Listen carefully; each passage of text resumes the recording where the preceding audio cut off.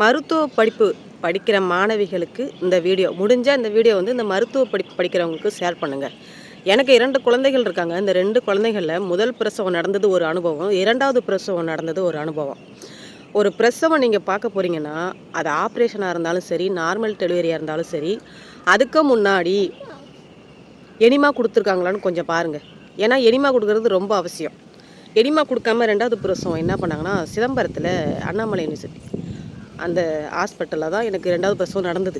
ஏன்னா சீர்காழிலேருந்து எனக்கு அங்கே அனுப்பி விட்டாங்க. எனக்கு முதல் பிரசவம் சீர்காழியில். என்ன பண்ணாங்கன்னா, இவங்க வந்து நான் அந்த 8வது மாதத்துல இருந்தே இந்த கர்ப்பிணிகளுக்கு சரியாக மலம் போகாது. அது கொஞ்சம் ஏன்னா குழந்தை வளர வளர அந்த பெருக்குடல் நசுங்கிறதுனாலையோ என்னவோ சரியாக வராது. அதனால தான் போலிக் ஆசிட் டேப்லெட் கொடுத்துருப்பாங்க மாதம் ஃபுல்லாக. அது ஃப்ரீயாக போகிறதுக்காகவே, சத்துக்காகவும். இவங்க வந்து எந்த ஒரு டாக்டரும் வந்து என்னம்மா டாய்லெட் சரியாக போனியா, எனிமா கொடுத்தாங்களான்னு கேட்கல.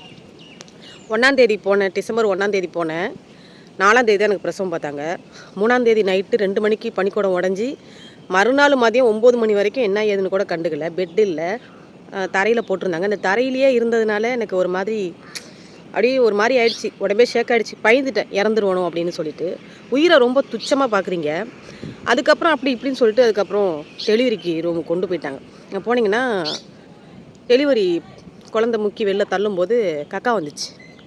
கக்கா வந்தோன்னே உடனே திட்டுறாங்க. நானாவது பரவாயில்ல, இவ்வளோ தான் போனேன். பக்கத்தில் இருக்கிறவங்க வந்து இந்த அளவுக்கு போயிட்டாங்க. படிக்கிறவங்களுக்கு அறிவு இருக்கணும்ல.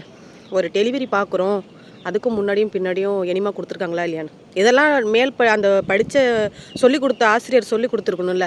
அவங்க மேலே தப்பா, சரியாக கற்றுக்காமல் வந்து டெலிவரி பார்க்குறவங்க மேலே தப்பா, இல்லை பேஷண்ட் மேலே தப்பா? எல்லா தப்பையும் அவங்க மேலே வச்சுட்டு ஏன் பேஷண்ட்டை திட்டுறீங்க?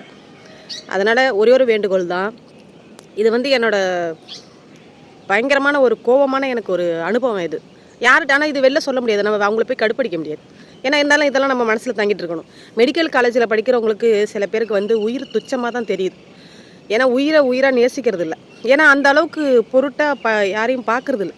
ஏன்னா அந்த அனுபவம் சீர்காழியில் என் குழந்தை ஃபஸ்ட்டு குழந்தை 4 கிலோ நல்லா பிரசவம் பார்த்தாங்க. அந்த நர்ஸு பேரை மறந்துட்டேன். எங்கள் அம்மா நம்பர் வாங்கி வச்சுருந்தாங்க, அந்த நம்பர் மிஸ் ஆகிடுச்சு. திட்டவே இல்லை அவங்க.